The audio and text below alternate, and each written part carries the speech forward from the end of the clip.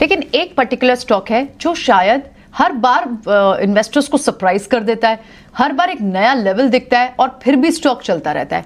आप थोड़ा सा गेस कर पाए विनीत, कौन सा स्पेस होगा ये? सुज़लॉन। सुज़लॉन तो है, राइट, सुज़लॉन तो है, वो भी बिल्कुल, उसको भी डिस्कस करना चाहिए। कितना 350% रिटर्न हो गया इसी साल का, सिर्फ चलता ही रहेगा।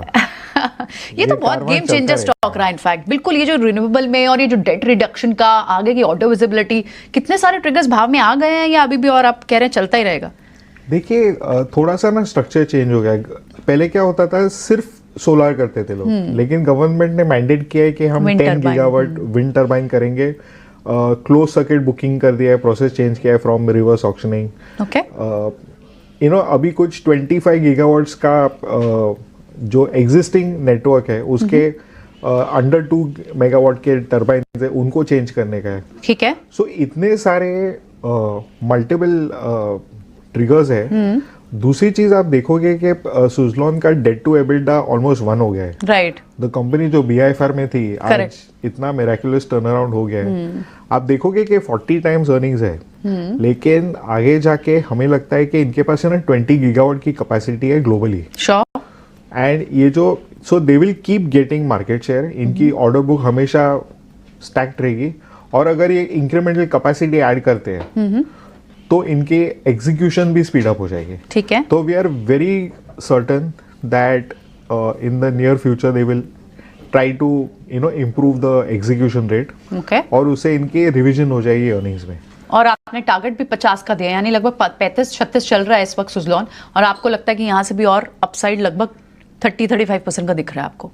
चल सकता है यहाँ से। Okay, all right. तो सुज़लॉन पर तो विनीत की बाय रिकमेंडेशन है, आप बिंदास इसे होल्ड करके रख सकते हैं। जिनके भी पोर्टफोलियो में सुज़लॉन ने एक्चुअली में दिवाली, सुज़लॉन होल्डर्स ने वाकई में इस साल दिवाली मनाई होगी, लेकिन क्या पार्थिव को भी यही लगता है? पार्थिव, क्लियरली अगर फंडामेंटल्स क्लियर हैं, ऑर्डर विजिबिलिटी दिखती है, और जिस तरह की कैपेसिटी की बात विनीत भी यहाँ कह रहे हैं, तो आप कैसे इस पर अपनी एनालिसिस शेयर करेंगे?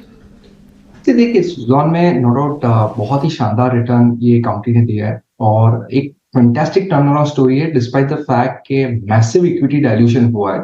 सो आज के तारीख में सुज़लॉन ये प्राइस पे it is at around 50,000 crore market cap, और एक जस्ट प्रॉक्सी कंपैरिजन दूं तो टाटा पावर जैसी कंपनी करीबन 75,000 करोड़ के मार्केट कैप पे है।